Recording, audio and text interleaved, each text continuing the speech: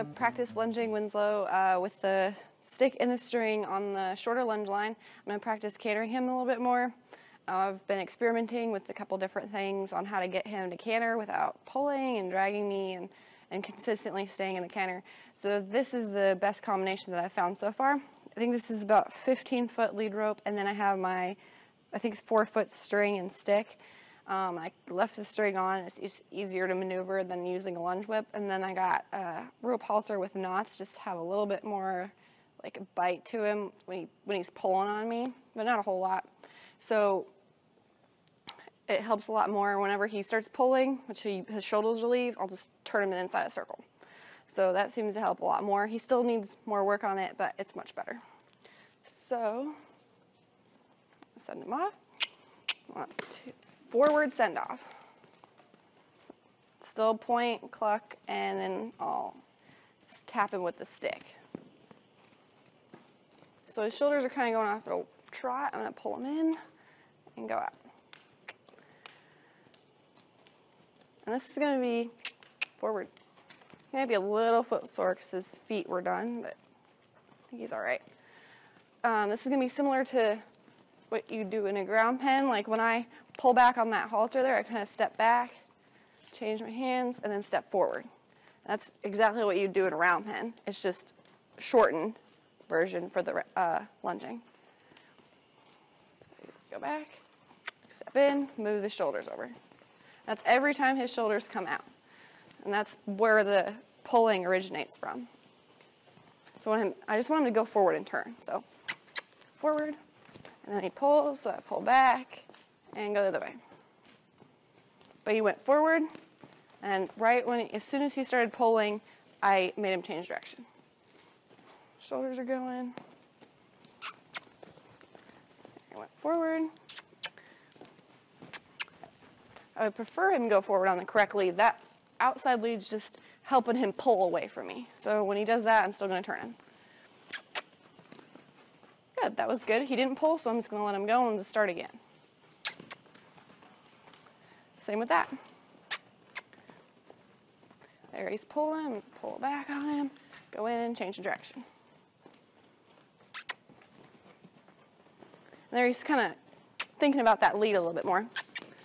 There he's not, so I'm going to pull on him, change direction. In the very beginning, when I'm first teaching it, I'm not going to worry what lead is on, but now I'm going to get a little bit more specific. Good. And kneel him. And I want to approach him fairly quickly and desensitize him. So that time he did it a couple times in a row. He went off, got the correct lead, didn't drag me, so I'm going to stop him and reward him. And you don't want to do too much of the lunging without breaks and desensitizing in between so you can bounce him.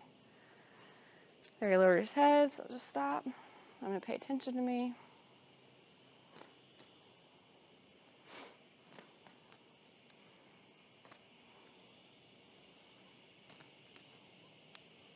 There he blinks his eyes. So let him rest for a second.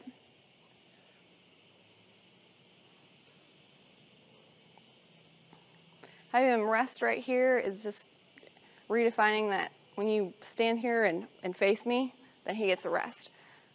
So it's just good for him to sit here and think about things and relax. Because when you're riding him, you want him to canter off and be relaxed and stop and be relaxed. So that's how you balance him. So I'm going to send him off to my right and point out. It's better send off. I'm going to try to not move my feet too much. I want them to be in front of the camera though. So they're just going to pivot kind of on a smaller circle, pointing toward his hind end. I want to think about where I ask him to canter to. So he definitely wants to go to that gate, and he kind of wants to go toward that gate. Wrong lead. There we go. He's pulling, pull back, change directions. Let him go. Good, that was better. That was pretty good because I asked him again, and he, instead of pulling right there by that gate, he just took the correct lead and continued going around. He hasn't gotten a full circle yet, but it's improved a lot. Wait for him to lower his head. There he goes. Good. So he kind of got his neck up, got a little tight and tense when I was moving my arm because he was anticipating going off, so I'm just going to move it till he relaxes. So I want him to blink his eyes, I want him to lower his neck, one of those things, or blow his nose, but that usually comes after one of the first two things. So he's kind of facing off to my right, so I'm going to send him off to my left. It's a pretty good send-off. Can I get in front of the camera? Good, correct lead, and stayed on the circle. There, he's pulling me. There we go. So this is just going to help getting the correct lead when he's ridden, and then is going to help the pulling problem. So it's kind of a 2-in-1. Okay. Good. Good. I'm just going to let him stand for a second.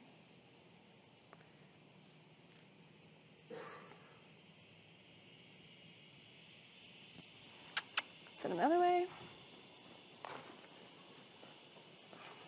If he goes to pulling a lot at the canter, I'll just go back to the trot and just try the same thing again. You don't want to start cantering unless he's good at the trot and not pulling you around. He's pulling me around. He's kind of getting nervous. He's kind of thinking more forward, so I'm going to stop him and desensitize him. So I'm balancing him now.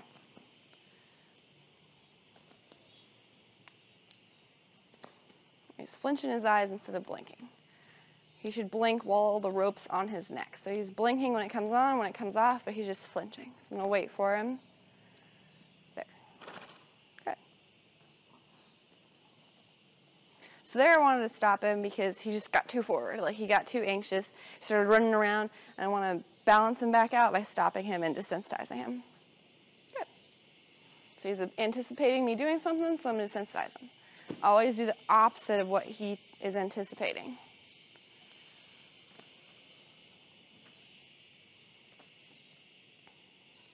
Wait for him to blink, lower his head. There we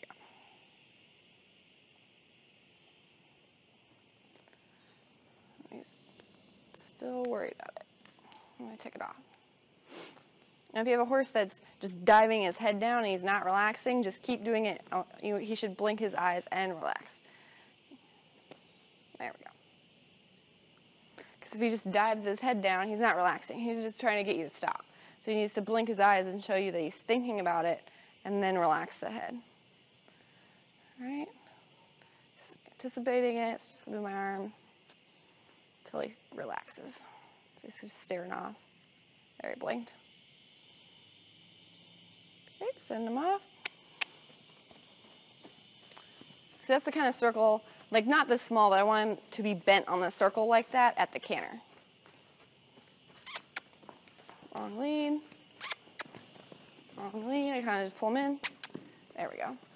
And then he's pulling on me the other way. Wrong lead. There we go. And stop him. And desensitize that. So you want to go in and approach him quickly when you desensitize him. It's just another thing you get him used to. So if something popped out on the trail or something's coming toward him, he's more relaxed. Or just you approaching him in general. There we go.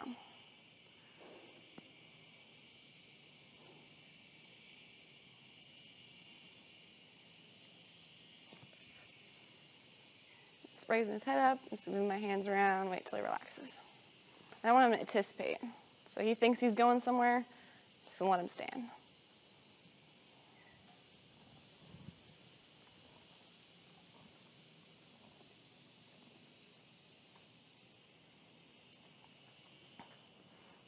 So I think that was a lot better progress from just the other day or the other week. I just felt like he hadn't been progressing a lot with what I was using. I feel this works the best. So he's gonna keep doing this, and then we'll show you the end where he can actually canter a whole circle and be bent and not be yanking on me. So, but he did good so far.